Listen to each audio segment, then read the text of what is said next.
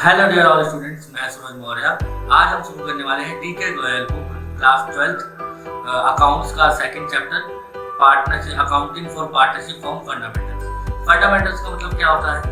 हम partnership firm accounts हम जो बनाते हैं पार्टनरशिप फर्म के लिए, उसके लिए बुनियादी बातें क्या हैं, हम वो सब सीखने वाले हैं। ये चैप्टर बहुत ईजी है और आज से हमारी ये मैराथन शुरू है और आप हमारे साथ जुड़े रहिएगा एंड तक। हमारी काफ़ी सारी वीडियो आने वाली, ये चैप्टर पूरा आपको कंप्लीट मिलेगा। पूरी टीके गोयल की बुक ही आपको मेरे चैनल में कंप्लीट मिलेगी और हम हर चैप्टर की जो शुरुआत करेंगे, हम पहले थ्योरी करेंगे, उसके बाद उसका प्रैक्टिकल का बेसिक करेंगे, उसके बाद हम प्रैक्टिकल्स करेंगे ताकि आपको समझने में ज़्यादा आसानी हो। देखो, कई लोगों को इस बात का पता नहीं है कि जो आपके प्रैक्टिकल जैसे अकाउंट्स आपको प्रैक्टिकल सब्जेक्ट लगता है, मगर जो प्रैक्टिकल है वो थ्योरी से ही संबंधित है। जिस बच्चे की थ्योरी अच्छी होगी वो ऑटोमेटिकली प्रैक्टिकल में अच्छा होगा।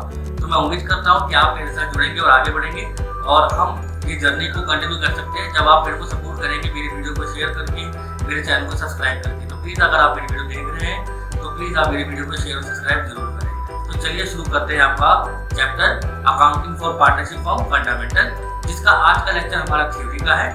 और अगर इसके अंदर आगे और भी कोई थ्योरी होगी जो प्रैक्टिकल से पहले होती है तो वो थ्योरीज में करवाऊंगा, बट अभी तो स्टार्टिंग के जो 5-6 पेज हैं अभी हमने उन्हीं का लेक्चर तैयार किया है। तो अभी हम इस थ्योरी को कंप्लीट करते हैं और आगे वाली वीडियो में आपको बाकी थ्योरीज मिलेंगी।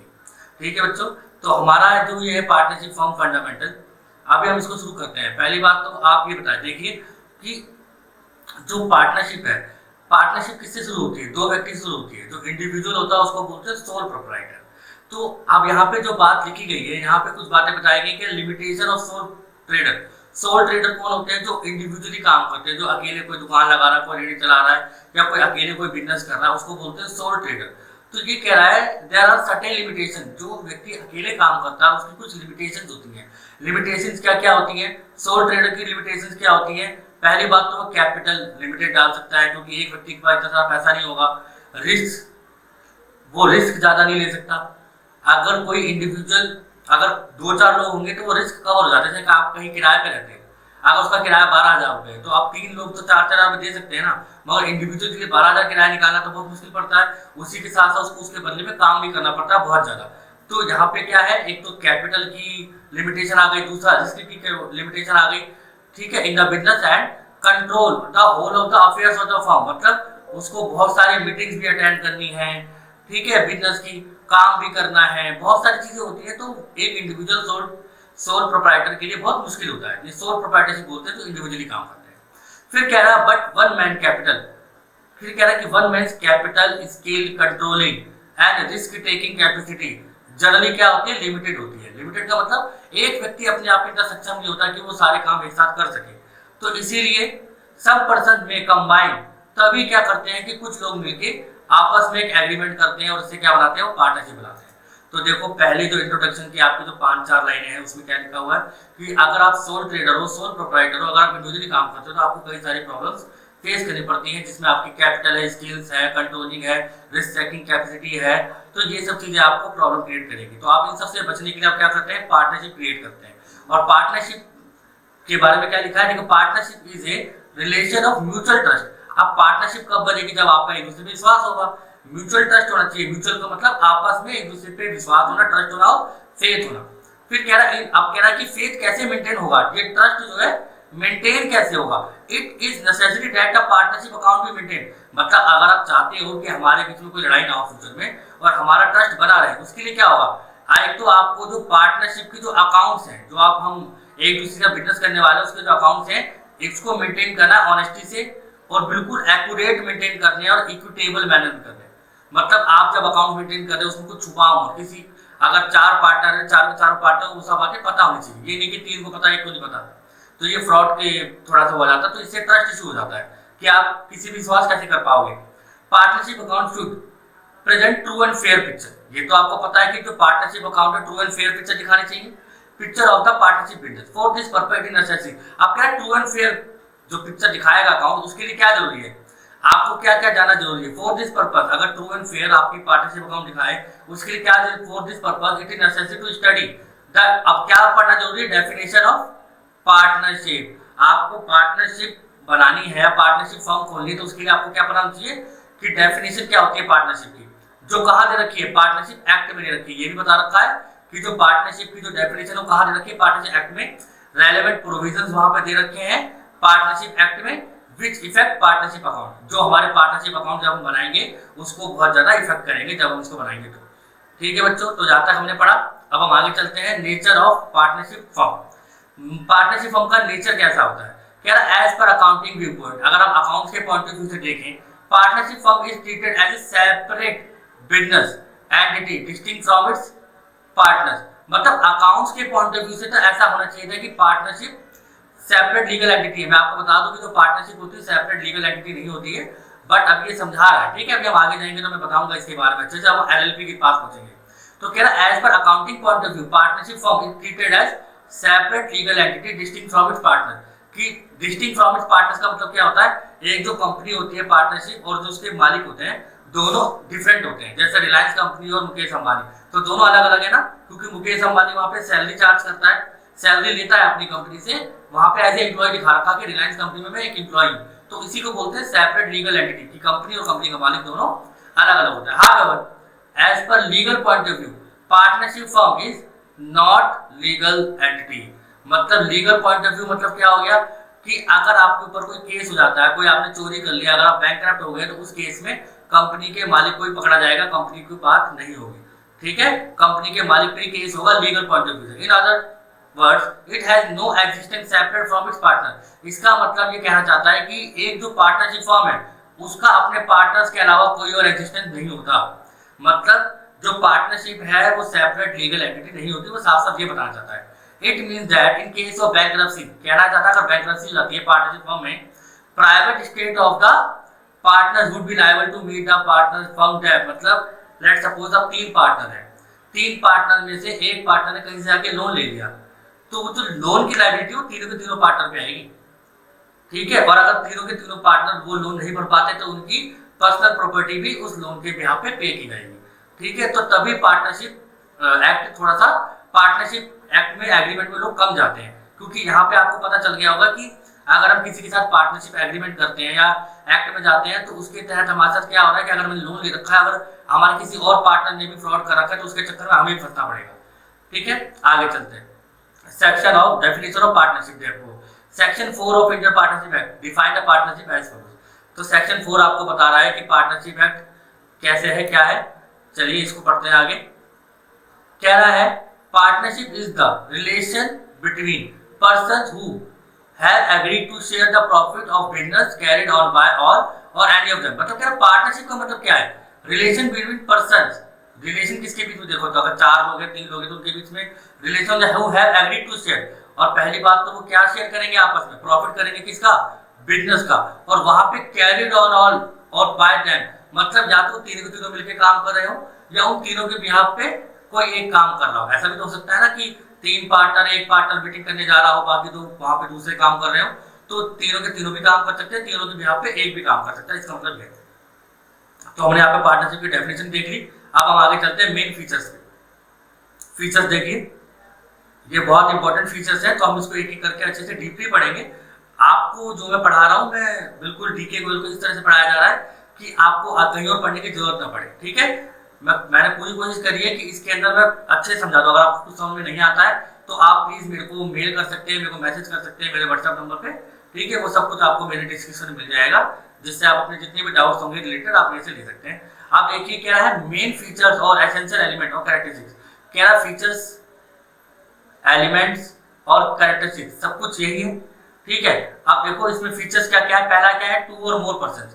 पार्टनरशिप अगर बनानी है आपको तो इसमें 2 या 2 से ज्यादा व्यक्ति होने चाहिए। फिर कह रहा there must be at least 2 person to form a partnership. Partnership act does not specify the maximum number person. मतलब इसमें maximum number person partnership act में नहीं बताए गए, बट जो हमारा कंपनीज एक्ट है सन 2013 का सेक्शन 464 उसमें लिखा गया है कि इसमें मैक्सिमम पर्सन कितने हो सकते हैं, 50। मतलब पार्टनरशिप अगर आप करते हो तो मिनिमम 2 और मैक्सिमम 50 हो सकते हैं। ठीक है, अनलिमिटेड नहीं है, लिमिटेड है। मतलब यहाँ पर 50 से ऊपर के आप पर्सन नहीं रखते। तो यहाँ लिख रखा है ना, इसमें 2 या 2 से अधिक पर्सन हो सकते हैं, मतलब कितने मैक्सिमम 50 तक। अब दूसरा क्या रखा है, इनके बीच में एग्रीमेंट होना चाहिए। एग्रीमेंट मतलब देखो जब आप पार्टनरशिप करोगे तो बिना एग्रीमेंट के करोगे तो ऑब्वियसली बात है आगे चल के लड़ाइयाँ होंगी, तो उसको कैसे सॉल्व किया जाएगा, एग्रीमेंट के थ्रू किया जाएगा।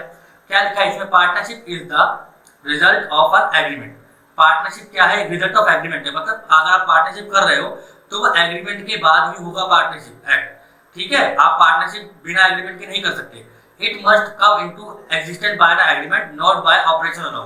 मतलब ये कोई ऑपरेशन ऑफ लॉ से, कोई कानून नहीं इसका पीछे से कि आप पार्टनरशिप कर लो और वो पार्टनरशिप मानी जाए। बिना एग्रीमेंट के कागज साइन करने पड़ेंगे आपको, उसके बाद ही आपकी पार्टनरशिप कंटिन्यू होगी। ऑपरेशन ऑफ लॉ मतलब कोई कानून बना रखा है गवर्नमेंट ने पहले से, उसके अंडर आप आते हो। जैसे कह रहा है कि कॉन्ट्रेरी, मतलब जो हम एग्रीमेंट की बात कर रहे हैं, कॉन्ट्रेरी मानिए उसका विरोध कर रहा है, ये एग्रीमेंट का विरोध करा। क्यों? क्योंकि हिंदू अनडिवाइडेड फैमिली के अंदर जो लोग आते हैं वो ऑपरेशन ऑफ लॉ के अंदर आते हैं। मतलब हिंदू अनडिवाइडेड में क्या होता है, जैसे दादा के पास कोई बिजनेस था, उसके बाद उसके बेटे के गया, उसके बाद उसके पोते पे गया, उसके बाद नीचे गया, तो इनके बीच में तो कोई एग्रीमेंट की जरूरत है नहीं, क्योंकि ये तो ब्लड रिलेशन चल रहा है। तो इसमें क्या होता है, क्योंकि ये बातें लॉ में लिखी हुई है कि अगर ऐसा होगा तो ऐसा होगा, इसीलिए यहाँ पे आपको ये फैसिलिटी मिल रही है हिंदू अनडिवाइडेड फैमिली के अंदर। ठीक है, और कह रहा है नॉट बाय एन एग्रीमेंट, मतलब हिंदू अनडिवाइडेड फैमिली को ऑपरेशन ऑफ लॉ फॉलो करना पड़ता है, एग्रीमेंट फॉलो नहीं करना पड़ता। बट हिंदू अनडिवाइडेड फैमिली को छोड़ के बाकी सब लोगों को एग्रीमेंट ही बनाना है और एग्रीमेंट के थ्रू ही उनकी पार्टनरशिप आगे बढ़ेगी। फिर कह रहा है कि जो एग्रीमेंट है कैन बी आयदर, या तो वो ओरल हो सकता है या तो रिटर्न हो सकता है। आपको पता है कि ओरल तो कोई चलता है नहीं, या तो आप वीडियो रिकॉर्डिंग करके रखोगे, एक अलग बात है, बट वो चलेगा राइटिंग में। ठीक है, the agreement forms the basis of mutual rights and duties partner. अब कह रहा है एग्रीमेंट में क्या क्या लिखा होता है, उनके राइट्स लिखे होते हैं और उनकी ड्यूटीज लिखी होती है कि उनके राइट्स के इनको क्या क्या पाने का अधिकार है और क्या क्या इनकी ड्यूटी है। ठीक है, अब थर्ड पॉइंट की तरफ चलते हैं, existence of business and profit motive.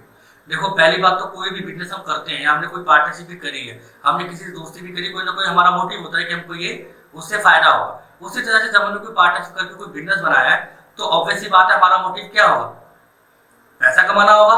पहली बात तो कह रहा कैरी करेंगे सम बिजनेस, कोई ना कोई बिजनेस करेंगे, एग्जिस्टेंस बिजनेस। पार्टनरशिप अगर आपने करी है, partnership can be form for the purpose of carrying a business with the intention of earning. उनकी सोच, इंटेंशन माने उनकी सोच क्या होनी चाहिए, प्रॉफिट कमाने की होनी चाहिए। And such business must be legal, और ये बिजनेस क्या होनी चाहिए, लीगल। ऐसा नहीं कि आप ड्रग्स बेच रहे हो, गन्स बेच रहे हो, लोगों को मारने के लिए आपको ऑर्डर आ रहे हैं, नहीं भाई इसको मार के आना, तो ये लीगल काम होना चाहिए, इलीगल नहीं होना चाहिए। एक जॉइंट ओनरशिप और सम प्रॉपर्टी की by itself can not be called partnership. कभी कभी होता है ना कि 5 या 2-3 लोग मिलके एक प्रॉपर्टी परचेस कर लेते हैं, वो कह रहा है वो पार्टनरशिप नहीं है। ठीक है, वो पार्टनरशिप में नहीं आता। पार्टनरशिप में आपका बिजनेस आता है जिसमें आप व्यवसाय करेंगे, डेली पैसा कमाएंगे। ठीक है, चलिए आगे चलते हैं। आगे लिखा है शेयरिंग ऑफ प्रॉफिट्स। मैं आपको बता दिया है कि the agreement between the partners must and at sharing of the profit. उनका सबसे मुख्य जो टूल होना चाहिए, क्या प्रॉफिट को कैसे शेयर करेंगे। पहली बार हमने पार्टनरशिप करी इसलिए कि हम प्रॉफिट को शेयर करेंगे। If some person join hands to run some charitable activity, मतलब अगर उसके अंदर जो पार्टनर्स है वो सब मिलके क्या कर रहे हैं, चैरिटेबल काम कर रहे हैं, मतलब पैसा नहीं कमा रहे, तो वो हमारी पार्टनरशिप नहीं कॉल्ड होगी, हम उसको पार्टनरशिप नहीं कहेंगे। देखो पार्टनरशिप तभी एग्जिस्टेंस में आती है जब आप आपस में प्रॉफिट डिस्ट्रीब्यूट कर रहे हो। अगर वो पार्टनरशिप नहीं है तो वो चैरिटेबल ट्रस्ट हो गया, तो चैरिटेबल ट्रस्ट तो पार्टनरशिप नहीं होती ना। ठीक है, अब partners must aim at sharing profit, मतलब एग्रीमेंट में ये लिखा होता है the agreement between the partners must and, जो एग्रीमेंट हुआ है पार्टनर्स के बीच में उनका सबसे मेन एम क्या है, प्रॉफिट को शेयर करना। फिर कह रहा है further if a partner is deprived of his right, deprive का मतलब क्या था, अगर उसके अधिकार से उसको वंचित कर दिया गया है किसी पार्टनर को, तो वो हमारा पार्टनर नहीं कहलाएगा, can not be called a partner. ठीक है, further if a partner deprive of his right to share the profit of the business, तो वो हमारा पार्टनर नहीं कहलाएगा। ये समझ में आ गई। इसमें क्या कहना चाहता है कि अगर कोई पार्टनर को हम प्रॉफिट का हिस्सा देते ही नहीं मगर तब भी हमारा पार्टनर बना हुआ है, इट मींस वो हमारा पार्टनर नहीं है। But it is not necessary that all partner should share the losses also, मतलब कह रहा है कि ये भी जरूरी नहीं है कि सारे पार्टनर लॉसेस शेयर करेंगे आपस में, ये भी इन सबके बीच में है। It may be agreed between the partners that one or more of them shall not be liable for losses. आपने देखा होगा कि इसमें आगे टॉपिक आएगा गारंटी ऑफ ए पार्टनर। अगर आप फर्स्ट टाइम पढ़ रहे हो तो बता दूं हमारा आगे एक टॉपिक आएगा गारंटी ऑफ ए पार्टनर की। 2 पार्टनर या 3 पार्टनर होते हैं जिसमें से 2 पार्टनर गारंटी देते हैं तीसरे पार्टनर को कि आपको इससे ज्यादा कभी लॉस नहीं होगा या आपको इतना प्रॉफिट मिलेगा ही मिलेगा। तो ये कह रहा है कि हम ये भी एग्रीमेंट कर सकते हैं कि किसी पार्टनर को भी लॉस हो ही ना। आगे कह रहा है relation of principal and agent. देखो ये बहुत इंपॉर्टेंट चीज है जो मैं आपको समझाने जा रहा हूँ। प्रिंसिपल और एजेंट ये थोड़ा सा मुश्किल पड़ता है। जैसे ही समझ लो आप कोई मिस्टर ए है, ठीक है, उसने किसी एस को माल बेचा, तो ए ने किसको माल बेचा? एस को। जब ए ने एस को माल बेचा तो ए एस के लिए क्या है? प्रिंसिपल है। इसने बाहर वाले को माल बेचा है ना, और ए जो है अपने पार्टनर्स के लिए क्या है? एजेंट है। ठीक है, मतलब यहां पे हमारे पास बी और सी दो पार्टनर और हैं। जो ए ने अगर एस से माल खरीदा या बेचा है तो वो हमारा वहां पे ए क्या बन गया? एजेंट बन गया। और यही ए पार्टनर्स के लिए क्या बन गया? सॉरी, जो ए था, एक मिनट मैं आपको बता दूं, मैंने पहले ठीक बोला था फिर गलत कर दिया मैंने। जो ए है, ए ने जो एस को माल बेचा तो ए एस के लिए क्या है? प्रिंसिपल है। ए एस के लिए क्या है? प्रिंसिपल। और यही ए पार्टनर्स के लिए क्या है? एजेंट है। ठीक है, क्योंकि हम तीनों में से कोई भी काम करने के लिए जाएगा, ए बी सी में से कोई भी काम करेगा, वो एजेंट का रूप रहेगा, मगर वो जिससे डील कर रहा है वो क्या बन जाएगा? वहां पे पार्टनर क्या बन जाएगा? प्रिंसिपल बन जाएगा। ठीक है, क्योंकि वो हमारी कंपनी के बिहाफ पे किसी और से डील कर रहा है, तो मतलब हमारी कंपनी को रिप्रेजेंट कर रहा होगा, और जो बंदा हमारी कंपनी को रिप्रेजेंट कर रहा है वो प्रिंसिपल तो हुआ।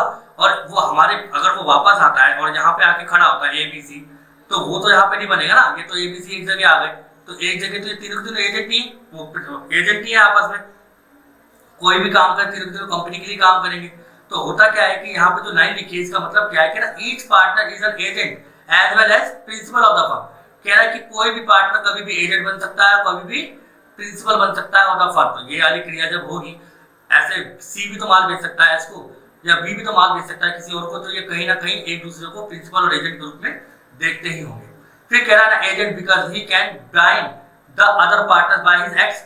जैसा मैंने बताया कि ये माल बेच के आया, बाइंड कर रहा है बीसी को, और प्रिंसिपल भी बन सकता है क्योंकि वो भी दूसरों को माल बेचेगा। क्लियर है? आगे देखते हैं। कह रहा है business carried on by all or any of them acting for all. ये बात हम पहले भी कर चुके हैं कि it means that each partner can participate, मतलब सारे के सारे पार्टनर भी एक्टिव हो सकते हैं और उनमें से कुछ पार्टनर भी एक्टिव हो सकते हैं। इसका मतलब क्या है? कह रहा है it means that each partner can participate in the conduct of business and each partner is bound by the act of other partner in respect of the business. मतलब या तो तीनों तीनों पार्टनर मिलकर काम करें, या तीनों के बिहाफ पे कोई एक पार्टनर जाएगा, बाकी दो को उसकी बात माननी पड़ेगी कि चलो मैं भी यार कॉन्ट्रैक्ट करके आ गया हूं। ठीक है, तो बाउंड बाय हिज एक्ट मतलब यही होता है। ठीक है, ईच पार्टनर इज मतलब हर पार्टनर बाउंड है by the act of the other partner, by the act of the other partner की अदर पार्टनर के एक्ट पे वो बाउंड है। ठीक है, मेरे उम्मीद करता हूँ यहाँ तक आपको समझ में आ रहा होगा। अब हम आ गए नो सेपरेट एग्जिस्टेंस। आपको पता है कि लीगल एंटिटी तो है ही नहीं, तो सेपरेट एग्जिस्टेंस भी नहीं होगा। A partnership firm has no separate existence from its members, मतलब उसके मेंबर्स ही कंपनी है अपने आप। आप ये मान के चलो कि एक पार्टनरशिप फर्म बनी है एबीसी लिमिटेड, तो उसके ऊपर अगर कोई केस होगा तो उसमें पार्टनर पे ही केस होगा। ठीक है, आप ये मान के चलिए। It means that all agreement, जितने भी एग्रीमेंट होंगे firm will be enforceable against each partner, मतलब जितने भी उन्होंने एग्रीमेंट किए हैं, कोई भी कॉन्ट्रैक्ट किया, कुछ भी किया उन्होंने, तो वो सब उनके पार्टनर पे लागू होंगे, उनकी कंपनी पे नहीं होंगे। आगे देखिए, partnership can not come into existence in the absence of any of the above mention, मतलब अगर ऊपर हमने जितने भी एसेंशियल फीचर्स पढ़े इनमें से कोई भी अगर एब्सेंट होगा, अगर इनमें से कोई भी एब्सेंट होगा तब ये हमारा रूल इस पे लागू नहीं होगा। ठीक है, मतलब ये पार्टनरशिप एक्ट नहीं बनेगा, सीधी सी बात है, या पार्टनरशिप एक्ट में नहीं आएगा, पार्टनरशिप फॉर्म नहीं बनेगी। आगे देखो, यहाँ लिख रखा राइट्स ऑफ ए पार्टनर, कि किसी भी पार्टनर्स के राइट्स क्या होते हैं। चलिए राइट्स ऑफ पार्टनर पढ़ते हैं, बहुत इजी है। कह रहा every partner has the right to share profit and loss with the other partners in the agreed ratio, क्योंकि अगर आपके बीच में एग्रीमेंट हुआ है तो एग्रीमेंट में आपने लिखा होगा, उसमें पार्टनरशिप डीड होती है, उसमें लिखा होगा कि आपके बीच में कैसे प्रॉफिट बटेगा। Every partner has right to take part in the conduct of business, मतलब अगर बिजनेस में कोई भी एक्टिविटी हो रही है, कोई भी डिसीजन लिए जा रहे हैं, आप उसमें पार्टिसिपेट कर सकते हैं। Every partner has the right to consult in the matter of related to partnership business, मतलब वो कंसल्ट कर सकता है, बता सकता है, एडवाइस दे सकता है कि भाई याला काम ऐसे नहीं करना, याला काम ऐसे करना है। Every partner has the right in to inspect, inspect माने और इंस्पेक्ट मतलब क्या होता है, देख सकता है, चेक कर सकता है, मतलब कंपनी के copies of the books of accounts को। ठीक है, हर एक चीज को कॉपी, तो जितनी भी हमारी कंपनी में बुक्स ऑफ अकाउंट बनी हुई है वो उन सबको चेक करेगा या कर सकता है, उसके राइट्स है। ठीक है, every partner has the right to inspect and have a copy of the books of accounts. Every partner has a right to disallow the admission, मतलब अगर कोई तीन पार्टनर है तो अगर दो पार्टनर किसी नए पार्टनर के आने पे एग्री नहीं है तो वो ऐसा कर सकता है कि भाई मैं नहीं चाहता कि नया पार्टनर आए, तो वो डिसअलाउ कर देगा। एवरी पार्टनर इट भी राइट्स पढ़ रहे हैं ना कि पार्टनर के राइट्स क्या है, ये राइट्स हैं कि वो डिसअलाउ कर सकता है। वो agreed ratio, conduct of business, ये सब चीजें उसकी पावर्स है, ये सब कर सकता है। पार्टनरशिप में जो पार्टनर होता है उसकी बात चलती है। Every partner is the joint owner of partnership property होता है। ऐसी बात है जब एबीसी ने मिलकर कोई बिजनेस स्टार्ट किया है पार्टनरशिप के अंदर, कोई प्रॉपर्टी परचेज करिए तो तीनों के तीनों पार्टनर उसके जॉइंट ओनर कहलाएंगे। ठीक है, जॉइंट ओनर मतलब एक ही प्रॉपर्टी के तीन लोग मालिक हैं। आगे चलिए 7वां point, if a partner has given loan to the firm, अगर किसी पार्टनर ने कंपनी को लोन दिया है तो आपको पता है कि अगर हम बाहर से लोन लेके आते तो हमें इंटरेस्ट देना पड़ता है बैंक को। उसी प्रकार अब क्या है कि किसी पार्टनर ने कंपनी को लोन दे दिया, जब कोई पार्टनर कंपनी को लोन देगा तो उसको कितने परसेंट, अगर उनके बीच में कोई रेट तय नहीं हुआ है, if rate is not agreed, तो उनको कितना मिलेगा 6%। कितना मिलेगा 6% पर एनम उनको इंटरेस्ट मिलेगा अगर उनके बीच में कोई भी रेट डिसाइडेड नहीं है तो। ठीक है, फिर कह रहा if a partner incurs expense or makes payment on behalf of the firm, अगर कोई पार्टनर कंपनी के बिहाफ पे कोई खर्चा करता है he has a right to be indemnified by the firm, मतलब अगर किसी पार्टनर ने कंपनी के बिहाफ पे कोई खर्चा कर दिया, मतलब कंप्यूटर लैपटॉप कंपनी को खरीदना था, वो उसने खरीद लिया, पार्टनरशिप फर्म को खरीदना था, उसने खरीद लिया, तो पार्टनरशिप फर्म उसको पैसे वापस करेगी। पार्टनरशिप फर्म के बिहाफ पे कोई भी तो खर्चा होने वाला अगर वो कर देगा तो वो पैसे उसको क्या कर दिए जाएंगे, इंडेमनिफाई कर देंगे बाय द फर्म, मतलब उसको रिटर्न कर दिए जाएंगे उसके पैसे। ठीक है, इफ ए पार्टनर इनकर expense or makes payment on behalf of the firm, कोई भी खर्चा जो फर्म को करना था वो खर्चा पार्टनर ने कर दिया, वो पैसे उसको वापस लेंगे। Right to be indemnified by the firm, firm उसको वापस करेगी। ठीक है, क्षतिपूर्ति देगी। Every partner has a right to retire from, आपको तो ऑब्वियसली बात है, देखो अगर कोई पार्टनर रिटायर हो रहा है तो उसको रिटायर होने के बाद, रिटायर होने से पहले प्रॉपर नोटिस देना पड़ेगा। ऐसा नहीं कि मुंह उठाया मैं रिटायर होना चाहता हूँ, ऐसे नहीं, प्रॉपर नोटिस, क्योंकि आपको पता है कि ये पार्टनरशिप फर्म के अंदर क्या होता है, अगर कोई पार्टनर आता है जाता है, इससे हमारी फर्म क्या हो जाती है, डिसॉल्व हो जाती है, पार्टनरशिप फर्म डिसॉल्व हो जाती है किसी भी पार्टनर के जाने से। तो अगर आप जाना चाहते हैं तो आप पहले प्रॉपर नोटिस दो ताकि वो नई पार्टनर, नया पार्टनर ढूंढ सके, या इस कंपनी को दोबारा चलाना चाहते हैं तो इसका वो डिसीजन ले सके। अब हमारा सबसे हॉट टॉपिक आ गया, सबसे इंपॉर्टेंट टॉपिक, ये है लिमिटेड लायबिलिटी पार्टनरशिप। ये बहुत कम बच्चों को आता है, मैं बता देता हूँ। अब देखो लिमिटेड लायबिलिटी पार्टनरशिप होती है। लिमिटेड लायबिलिटी पार्टनरशिप में क्या होता है, पहली बात ये बताओ, लिमिटेड लायबिलिटी पार्टनरशिप आई की 2008, आपको दिख रहा होगा साफ साफ कि 2008 में आया।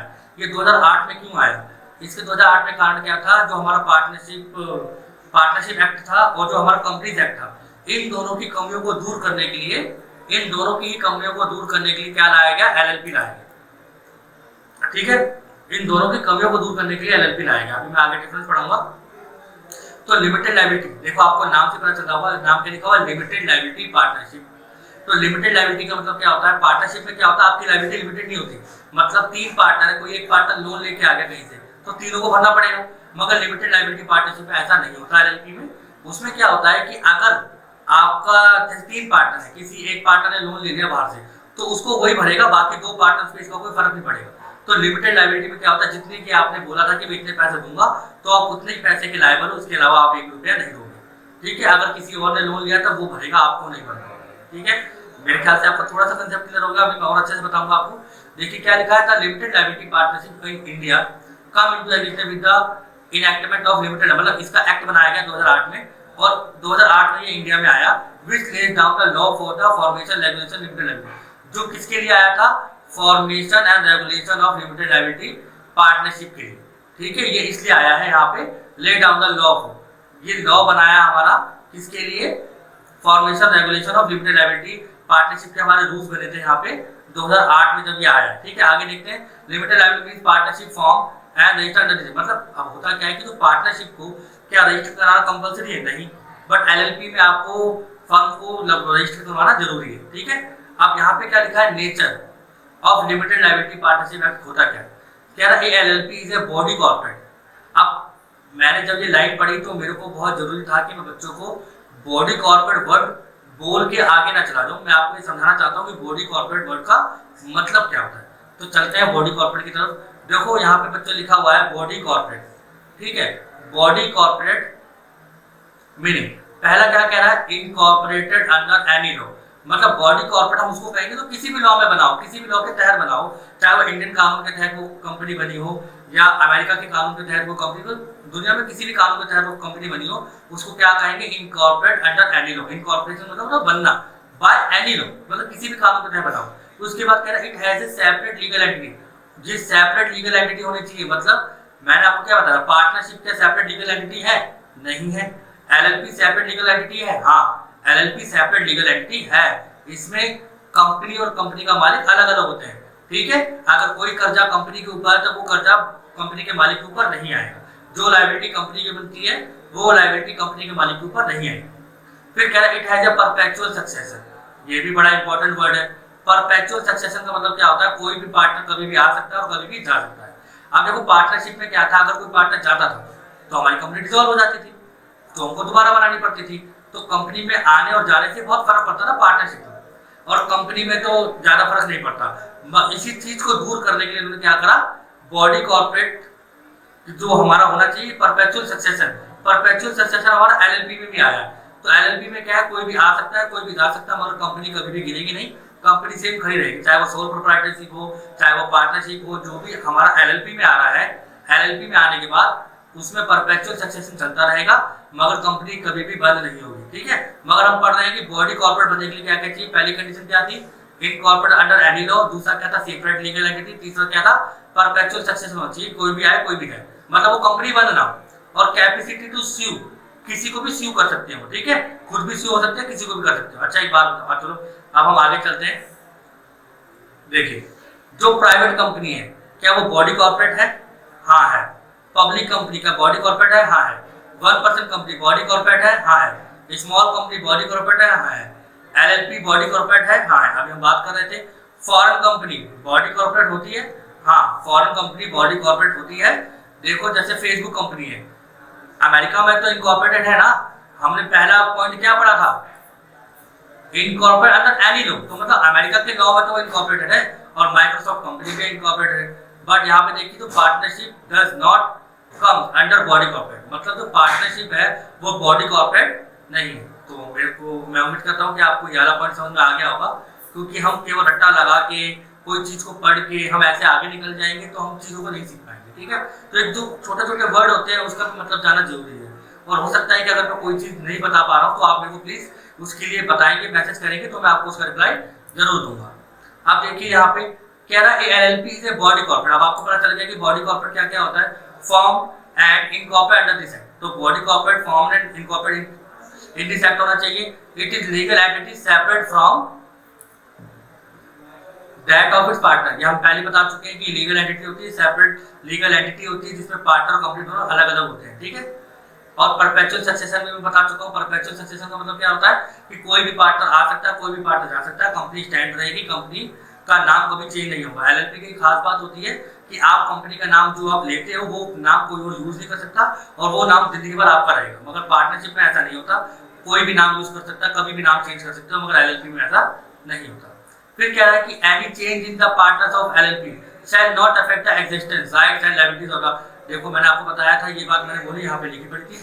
Any change in the partners of LLP shall not affect the existing rights and liabilities of. मतलब अगर कोई भी चेंज आप करते हो, पार्टनर कोई नया आ रहा है कोई जा रहा है, तो उसमें दूसरे पार्टनर की लायबिलिटी में उसमें राइट्स में कोई फर्क नहीं पड़ेगा। आगे चलते हैं। यहाँ पे भी देखिए लिखा हुआ है कि Indian partnership act 1932 shall not apply LLP, ठीक है। तो Indian partnership act 1932 shall not apply to LLP. उस पे एलएलपी पे 1932 वाला एक्ट नहीं लगता क्योंकि एलएलपी का अपना खुद का एक्ट है 2008। अब हम आगे चलते हैं। अब हम पढ़ने वाले हैं ये पार्टनरशिप और एलएलपी में डिफरेंस क्या है। ये बहुत इंपॉर्टेंट है बच्चों में, बता रहा हूँ। एग्जाम में अगर कोई क्वेश्चन आएगा 4 मार्क्स का तो ये जरूर आपको दिखेगा, 4 या 6 मार्क्स से जरूर आ सकता है। तो चलो शुरू करते हैं इसको पढ़ना। कह रहा इंडियन पार्टनरशिप एक्ट, ये पहली बात है तो पार्टनरशिप है वो इंडियन पार्टनरशिप 1932 है, और एलएलपी क्या है, लिमिटेड लायबिलिटी पार्टनरशिप एक्ट 2008 है। तभी तो यहाँ पे ऊपर लिखा हुआ था कि पार्टनरशिप एक्ट 1932 में एलएलपी नहीं आता। एलएलपी नहीं आता क्यों, क्योंकि एलएलपी का अलग से एक्ट बना हुआ है। अब रजिस्ट्रेशन पार्टनरशिप पे कंपल्सरी नहीं, कुछ लोग रजिस्ट्रेशन कराते हैं, कुछ लोग रजिस्ट्रेशन नहीं करवाते। जरूरी नहीं कि आप रजिस्ट्रेशन करा के पार्टनर बनो, एग्रीमेंट है कोई बात नहीं, आपके बीच में बात हो रखी चल जाएगा। फिर कह रहा कंपल्सरी, मतलब एलएलपी के अंदर रजिस्ट्रेशन होना कंपल्सरी है, ठीक है। आगे कह रहा है क्रिएशन, क्रिएटेड बाय एग्रीमेंट, ठीक है, और ये क्रिएटेड बाय लॉ होता है, ये हम बात कर चुके हैं पहले भी कि जो एलएलपी होता है क्रिएटेड बाय लॉ है और पार्टनरशिप क्रिएटेड बाय एग्रीमेंट होता है, ठीक है। और हमने हिंदू अनडिवाइडेड फैमिली वाली बात भी पढ़ी थी कि हिंदू अनडिवाइडेड क्या होता है, क्रिएटेड बाय लॉ होता है, उसके नाम को एग्रीमेंट की जरूरत नहीं पड़ती।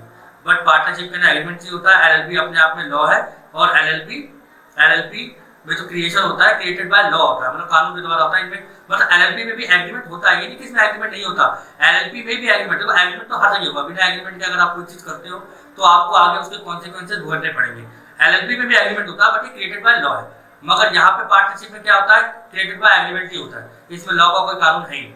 आगे कह रहा है बॉडी कॉर्पोरेट, अब हम बॉडी कॉर्पोरेट अच्छे से पढ़ चुके हैं। Body corporate can not become a partner, partnership के अंदर बॉडी कॉर्पोरेट पार्टनर नहीं बन सकता, मगर यहाँ पे बॉडी कॉर्पोरेट पार्टनर बन सकता है, जिसके बारे में अभी हमने अलग से बहुत पढ़ा था। It is not a separate legal entity, आप मैं पहले बता चुका हूँ कि जो पार्टनरशिप है सेपरेट लीगल एंटिटी नहीं होती, और ये सेपरेट लीगल एंटिटी होती है। और मैं ये भी बता चुका हूँ सेपरेट लीगल एंटिटी का मतलब होता क्या है, तो इसको प्लीज आपको नहीं पता चला है अगर मेरी बातों से, तो आप प्लीज बुक खोलिए 11th की, उसको रीड कर लीजिए, गूगल पे सर्च कर लीजिए, आपको ज्यादा अच्छे समझ में आ जाएगा। आगे देखिए, partnership do not have perpetual succession. Perpetual succession में बताया था कि लोगों का आना जाना, मतलब 3 पार्टनर थे, 2 चले गए, 3 पार्टनर थे, 1 चला गया, आ गया, तो यहाँ पे परपेचुअल सक्सेशन नहीं होता।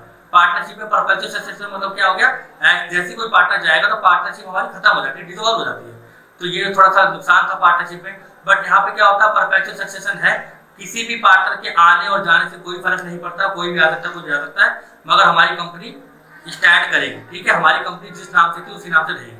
अब पार्टनरशिप में क्या है, मिनिमम 2 मैक्सिमम 50 हो सकते हैं, और जो हमारा एलएलपी है इसमें मिनिमम तो 2 है, मगर मैक्सिमम की कोई लिमिट है ही नहीं, मैक्सिमम की कोई लिमिट नहीं, देख रहे हो।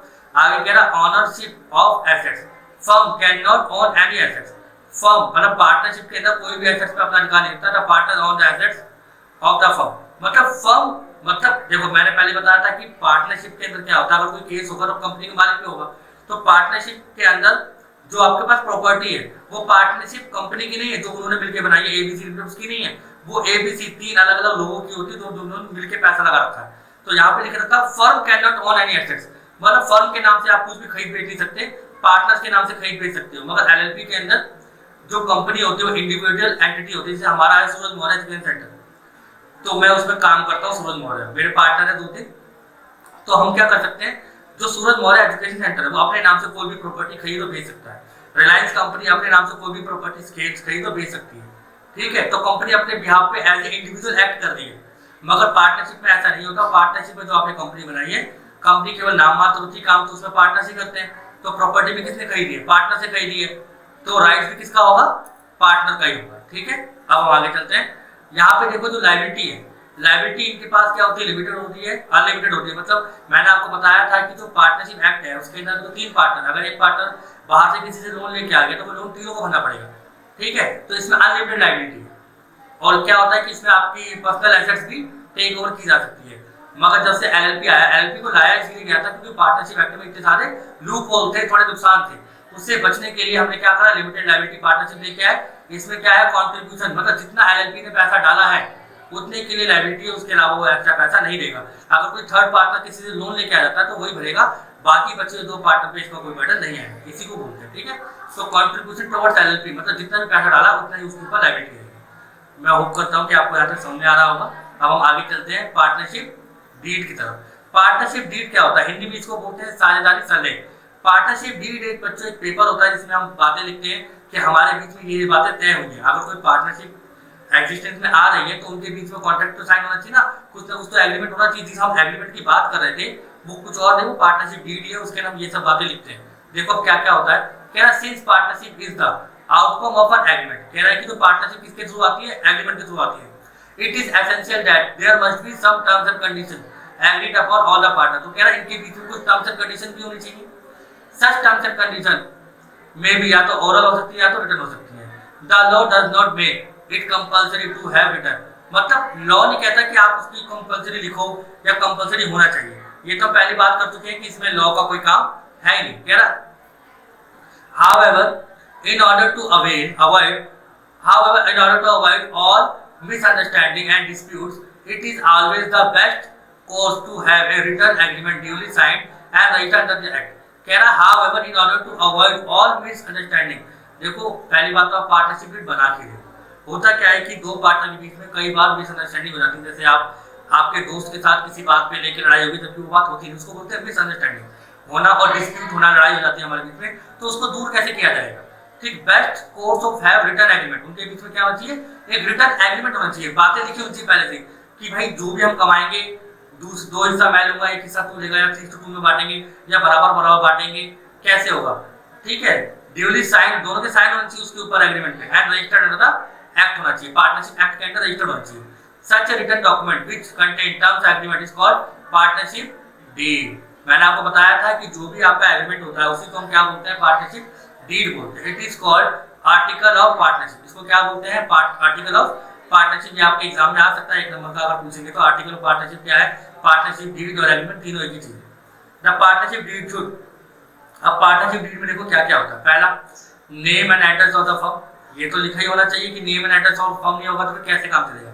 ठीक है, फिर कह रहा है कि name and address of the partners, मतलब फर्म हमारी कहां पर है उसका एड्रेस, पार्टनर्स का क्या एड्रेस है वो, types and nature of business, हम किस प्रकार का काम कर रहे हैं, क्या सप्लाई करते हैं, किस चीज का काम कर रहे हैं, ऑटोमोबाइल का काम है, प्लास्टिक का काम है, किसका काम है, वो सब चीजें। Amount of capital to be contributed, मतलब कितना पैसा हर पार्टनर डाल रहा है, उस हिसाब से तो आपको प्रॉफिट का हिस्सा मिलेगा। लेट्स सपोज अगर एक पार्टनर डाले 10 लाख रुपए, दूसरे डाले 2 लाख रुपए, तो ऑब्वियस सी बात है आपका रेशो क्या बन के आएगा, 1:5। तो जो पार्टनर जितना पैसा डालेगा उसी हिसाब से प्रॉफिट मिलेगा, क्योंकि जिसने जितनी ज्यादा कैपिटल डाली है इसका मतलब उसने रिस्क ज्यादा लिया है, जिसने रिस्क ज्यादा लिया है तो उसको प्रॉफिट भी ज्यादा मिलेगा। और कह रहा है कि यहाँ पे जो कैपिटल होती है वेदर द कैपिटल अकाउंट, जो कैपिटल के अकाउंट होते हैं या तो फिक्स हो सकते हैं या तो फ्लक्चुएटिंग हो सकते हैं। मैं आपको आगे पढ़ाऊंगा बहुत अच्छे तरीके से, तो आप हमारे साथ बनेंगे। आगे कह रहा है interest on capital, whether interest to be allowed on capital, if so rate of interest. कह रहा है कि अगर इंटरेस्ट ऑन कैपिटल बोल रखा है कि दिया जाएगा तो उनको तभी दिया जाएगा जब रेट प्रिस्क्राइब होगा, मतलब आपको रेट पता होना चाहिए कि किस रेट से आपको इंटरेस्ट देना है कैपिटल पे। ठीक है, जैसे इंटरेस्ट ऑन लोन था कि अगर आपको कुछ नहीं पता कि लोन पे कितना इंटरेस्ट मिलना तो आपको 6% मिलेगा, तो यहाँ पे इंटरेस्ट ऑन कैपिटल में इंटरेस्ट आपको तभी मिलेगा जब को इंटरेस्ट का रेट पता होगा, इंटरेस्ट ऑन कैपिटल का रेट पता होगा। अगर हमको रेट मेंशन नहीं तो इंटरेस्ट ऑन कैपिटल नहीं देगा। ठीक है, सिंपल सा कंसेप्ट है। आगे देखो ड्राइंग से हमारे पास कि हाउ मच ड्राइंग्स, कि पार्टनर ने कितना पैसा विड्रॉ किया है पर्सनल यूज के लिए, ये भी एग्रीमेंट में लिखा जाएगा। इंटरेस्ट ड्राइंग पे कितना मिलेगा, देखो जैसा इंटरेस्ट ऑन कैपिटल था same as is interest on drawing. यहाँ पे भी क्या लिख रखा है कि रेट मेंशन होना चाहिए, अगर रेट मेंशन नहीं है तो इंटरेस्ट ऑन ड्राइंग नहीं दिया जाएगा। प्रॉफिट शेयर रेशो जो उनके बीच में बात होगी, ठीक है, उसी रेशो में प्रॉफिट शेयर रेशो बांटा जाएगा। सैलरी, अगर उन्होंने लिख रखा है कि पार्टनर्स को सैलरी मिलेगी प्रॉफिट के अलावा तो उनको सैलरी भी दी जाएगी, ये बातें हमारे एग्रीमेंट में होनी चाहिए। आगे कह रहा है गुडविल, आगे कह रहा है गुडविल, देखो गुडविल क्या है, method of valuation of goodwill in case of admission और रिटायरमेंट ऑफ ए पार्टनर। कह रहा है मेथड, अब देखो अब गुडविल का क्या वैल्यूएशन मेथड होगा, अभी हम आगे पढ़ने वाले हैं, average method, super method, weighted method, capitalization method, ये सब मेथड्स हैं गुडविल के। तो कौन सा वैल्यूएशन मेथड लगाओगे आप गुडविल को निकालने के लिए, वो इन केस ऑफ कोई पार्टनर आता है या कोई पार्टनर जाता है, क्योंकि ये जो गुडविल के हम वैल्यूएशन जो करते हैं ना वो दोनों ही चैप्टर में करते हैं, admission of A partner, retirement of partner, ये आपके आने वाले चैप्टर्स हैं। तो कह रहा है कि जो गुडविल की वैल्यूएशन है किसके थ्रू की जाएगी, कौन से मेथड से की जाएगी, एवरेज प्रॉफिट से, सुपर प्रॉफिट से, तो वो सब भी एग्रीमेंट में लिखा होना चाहिए। फिर कह रहा है accounting period of the firm, कि अकाउंटिंग पीरियड क्या लेंगे, मतलब 1 अप्रैल से आपका जो साल स्टार्ट होता है और 31 मार्च को खत्म होगा, तो उसी के अकॉर्डिंग बोल रहा है the period after which final account of the firm to be prepared. ये तो आपको पता है फाइनल अकाउंट 1 साल के बनते हैं 12 महीने के, वेदर ईयरली हो या हाफ ईयरली हो, डेट ऑन विच अकाउंट आप to be close every year, मतलब हर साल आप जिस डेट को क्लोज करते हो अकाउंट उसके अकॉर्डिंग आप कर सकते हो। वैसे मोस्टली आपको पता है कि 1 अप्रैल को स्टार्ट होता है, 31 मार्च को क्लोज होता है।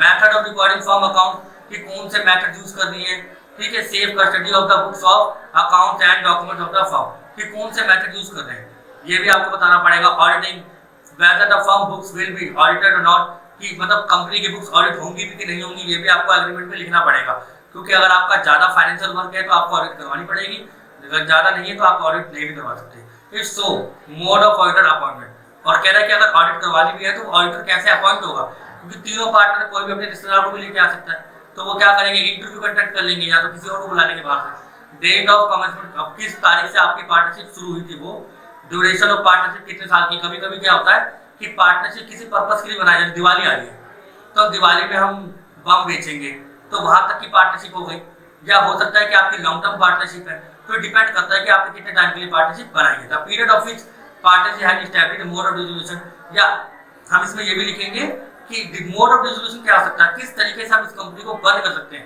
ऐसा क्या हो कि हम इसको क्लोज कर दें, मोड ऑफ डिसोल्यूशन। ठीक है, कोई पार्टनर छोड़ जाए या हमको लॉस हो जाए तो भी हम इसको बंद कर सकते हैं अगर हमने कोई बिजनेस स्टार्ट किया है तो।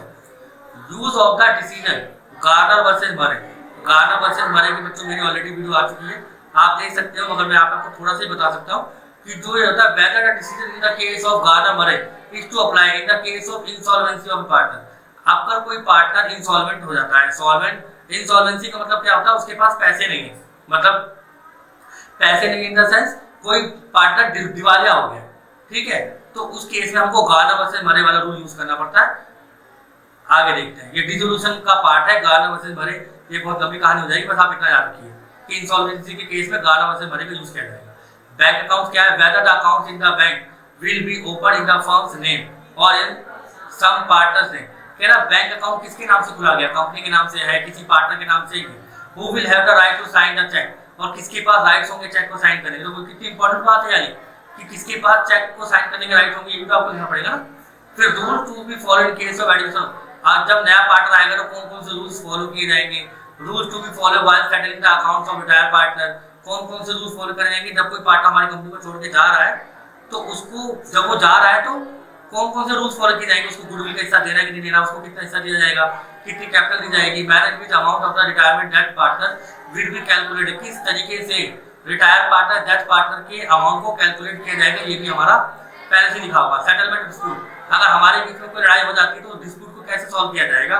इन case of dispute among the partners how the dispute will resolve, मतलब क्या आर्बिट्रेटर विल बी अपॉइंट, इसका मतलब क्या होता है कि अगर हमारे बीच में लड़ाई हो गई है तो हम उस लड़ाई को कैसे सॉल्व करेंगे, क्या हम किसी थर्ड पार्टी को बुला सकते हैं हमारी लड़ाई सॉल्व करने के लिए, या हम कोई कोर्ट में केस करेंगे, या इसका क्या तरीका होगा, सेटलमेंट ऑफ डिस्प्यूट। ठीक है, तो यहाँ तक आपको समझ में आ गया होगा। अब हमारा एक लास्ट जो आ गया है इंपॉर्टेंस ऑफ पार्टनरशिप। देखो अभी तक हमने जो पढ़ा वो हमने पढ़ा पार्टनरशिप डीड क्या थी, अभी हमने आर्टिकल ऑफ पार्टनरशिप थी, और इसका एक और नाम था जो था एग्रीमेंट, पार्टनरशिप डीड और आर्टिकल, ये तीनों एक ही चीज के नाम है। तो क्या इसका इंपॉर्टेंस क्या है, आपने पार्टनरशिप भी बनाई की, देखो इससे फायदा क्या है। पहला, law does not make mandatory, मतलब पहली बात तो लॉ ने भी बोला था कि आप ये बनाओ, ये आपके लिए कंपलसरी है ही नहीं। फिर कह रहा it regulates the rights, duties and liabilities of each partner. अगर आप पार्टनरशिप डीड बनाते हो तो आपको right, duties and liabilities of each partner पता चल जाती है कि किसका क्या राइट है, किसकी क्या ड्यूटी, किसकी क्या लायबिलिटी है। फिर कह रहा है इट हेल्प्स, फिर ये कह रहा है it helps to avoid any misunderstanding. देखो अगर आपने सारी बातें पहले लिख ली तो इसमें मिसअंडरस्टैंडिंग हो नहीं सकती। ठीक है, among the partners because all the terms and conditions of partners have been laid down beforehand in the deed. ठीक है, अब क्या है, it helps to avoid any misunderstanding among the partner because all the terms and condition of देखो it help, जो भी हमारे बीच में मिसअंडरस्टैंडिंग होती है, मिसअंडरस्टैंडिंग पहले बता चुका हूँ कि पार्टनरशिप डीड से क्या होगा कि हमारे बीच में कोई भी मिसअंडरस्टैंडिंग होने वाली है, या हो सकती है आगे चल के कि हमने किस रेट में इंटरेस्ट कैपिटल देना था, ड्राइंग देना था, लोन देना था, सैलरी बांटनी थी, बहुत सारी चीज़ें हो सकती है हमारे बीच में। तो उससे बचने के लिए हमने क्या बना रखा, पार्टनरशिप डीड बना रखा। ठीक है, तो पार्टनरशिप डीड के सारी टर्म्स एंड कंडीशन लिखी होती है, laid down beforehand of the deed. फिर कह रहे हैं एनी डिस्प्यूट अमंग पार्टनर, अगर कोई भी पार्टनर्स के बीच में लड़ाई हो जाती है तो उसको कैसे ट्रीट करेंगे हम सब, सेटल इजीली, हम इसको इजीली सेटल कर सकते हैं। पार्टनरशिप डीड में भी रेडिली रेफर टू, मतलब अगर हमने वहाँ पे लिख रखा है पहले से पार्टनरशिप डीड में हमारे बीच में कोई लड़ाई होती है तो किस तरह से डिस्प्यूट को सॉल्व किया जाएगा, तो ऑब्वियस ही बात है ये बहुत हमारे लिए आसान हो जाएगा उस चीज़ को करना। ठीक है, कभी कभी लड़ाई बहुत लंबे समय तक चल जाती है, कोर्ट चला जाता है, केस चला जाता है, या आपने लिख रखा होगा भी लड़ाई हुई है तो जो भी हमारा प्रॉफिट का हिस्सा है उस समय हमारे पास जो भी एसेट्स है वो हम वापस में बांट लेंगे, या तो हम किसी थर्ड पर्सन को बुला लेंगे इसको सॉल्व करने के लिए। आगे देखिए, hence it is always the best course to have a written partnership deed. इसका मतलब अंत में हम यही बोल सकते हैं कि पार्टनरशिप डीड का होना बहुत आवश्यक है, साइंड बाय ऑल पार्टनर्स, उनके साइन भी होने चाहिए और रजिस्टर्ड भी होना चाहिए वो एक्ट। ये तीन चीज़ें होनी चाहिए, एक तो पार्टनरशिप डीड होनी चाहिए, साइंड बाय पार्टनर्स होने चाहिए और रजिस्टर्ड होना चाहिए एक्ट के अंदर। जब तीन जो चीज़ें होंगी तब आप इसका फ़ायदा उठा पाओगे। हमारा आज का लास्ट टॉपिक है बच्चों, आपको लग रहा होगा वीडियो बड़ी हो रही है, मगर ये आपके फ़ायदे के लिए। अब आप तो केवल आधा घंटा 15 मिनट भी बैठे ना पढ़ने के लिए, ठीक है। अब देखिए rules applicable in the absence of partnership deed. अगर हमारे बीच में पार्टनरशिप डीड नहीं है तो उस केस में कौन कौन से रूल्स लागू हो जाएंगे। हमने अगर पार्टनरशिप डीड बनाई है तो ऑब्वियसली बात हमने उसमें सारी बातें लिखी होंगी। अगर हमारे बीच में पार्टनरशिप डीड नहीं है तो उस केस में क्या होगा, कह रहा in the absence of partnership deed और वर्बल एग्रीमेंट, अगर हमारे बीच में वर्बल भी नहीं है, और if the partnership deed is silent, अगर पार्टनरशिप डीड हमने बनाई है मगर ये सब बातें उसमें है ही नहीं, on a certain point the following provision partnership act 1932 will be applicable. ये चीज़ें आपके पे एप्लीकेबल हो। पहला क्या बोल रहा है, प्रॉफिट शेयरिंग रेशो कैसे बटेगा, इक्वली बटेगा। ठीक है, अगर हमारे बीच में कोई भी बात नहीं हो रखी तो हमारे बीच में जो प्रॉफिट शेयर रेशो कैसे बटेगा, equally irrespective of their capital contribution.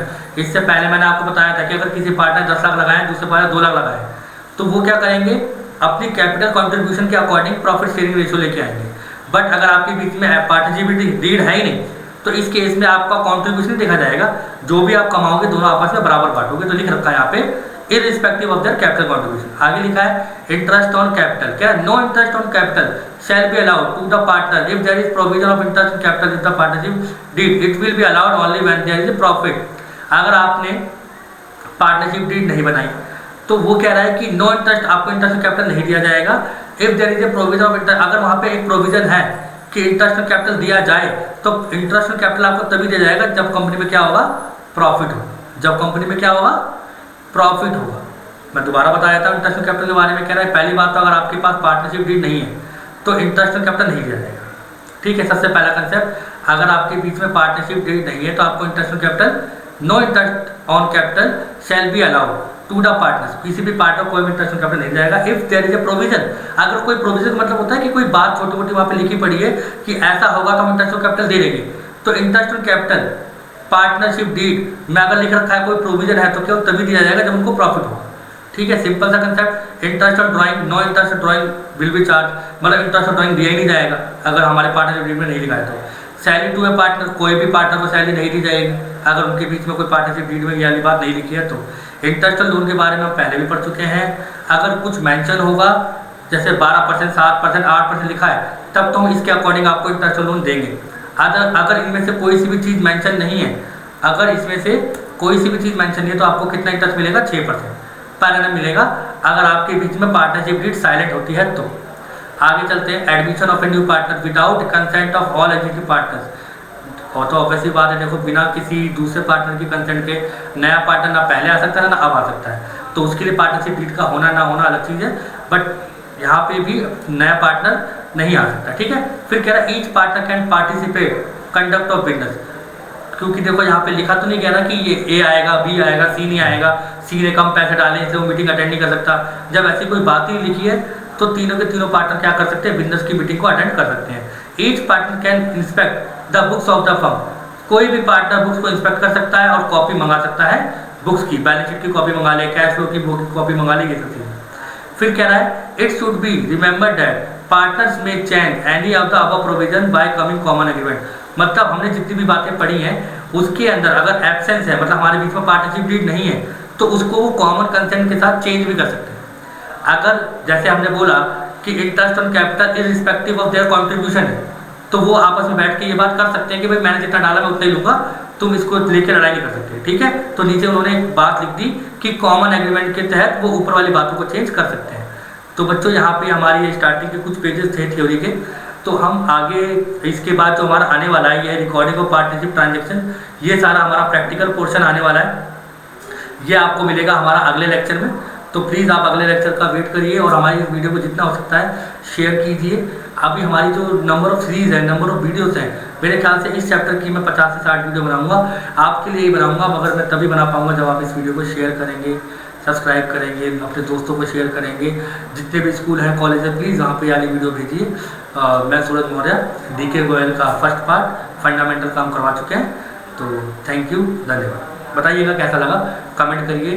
ठीक है, बताइए कि कैसा लगा। अगर आपको अच्छा ही लगा, कुछ दिक्कत आई है, आप मेरे को बताएंगे, मैं उसमें ज़रूर चेंजेस करूँगा। आपके कहे अनुसार ही मैं बच्चों के लिए तो वीडियो बना रहा हूँ। अगर कोई भी गलती लगती है आपको कि सर आपने ये गलत किया है, आपके पढ़ाने का तरीका ये चेंज करो, मैं उस पर भी काम करूँगा। ठीक है बच्चों, धन्यवाद।